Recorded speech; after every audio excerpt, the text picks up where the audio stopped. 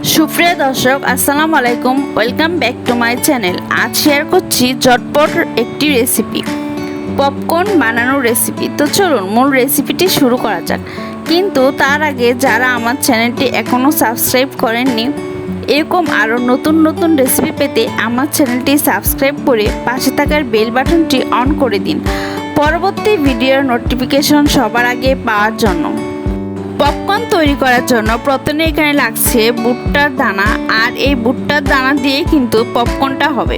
ভুট্টার দানা কিন্তু দুই ধরনের হয়, একটা হয় বড় দানা আর একটা হয় ছোট দানা। বড় দানাটা দিয়ে কিন্তু পপকর্ন হয় না। আমরা যদি বড় দানার ভুট্টা আনি, ওটা দিয়ে কিন্তু পপকর্ন হবে না। এই জিনিসটা কিন্তু খেয়াল রাখতে হবে। তাহলে চলুন ঝটপট বানিয়ে নিই পপকর্ন তৈরির রেসিপি। আমি চুলায় একটি ফ্রাই প্যান দিয়ে দিয়েছি। এখানে দিয়ে দিলাম 2 টেবিল পরিমাণ সয়াবিন তেল। তারপর দিয়ে দিলাম পপকর্নের দানাগুলো, দিয়ে দিলাম পরিমাণ মতো লবণ। তারপর একটু সামান্য পরিমাণ এভাবে ভেজে নিচ্ছি। দেখতেই পাচ্ছেন একটা একটা করে পপকর্ন তৈরি হচ্ছে।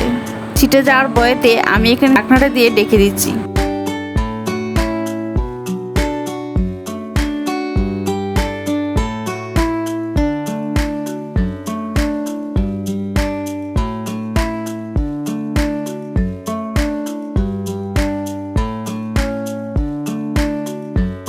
সবকটা পপকর্ন কিন্তু এভাবে ভাজা হয়ে গিয়েছে। দেখতেই পাচ্ছেন কি সুন্দর ভাজা হয়ে গিয়েছে। ঢাকনাটা খুলে দেখে নিচ্ছি, পপকর্নগুলো কিন্তু ভাজা হয়ে গিয়েছে। এখানে যেরকম ভাজা হয় প্যাকেট থেকে আমরা কিনে নিই, ঠিক সেরকমই হয়েছে, মসমসে ভাজা।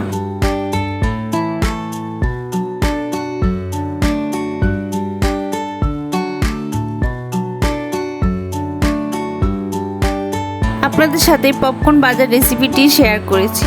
আপনারাও এভাবে বাসায় ট্রাই করবেন, আশা করি ভালো লাগবে।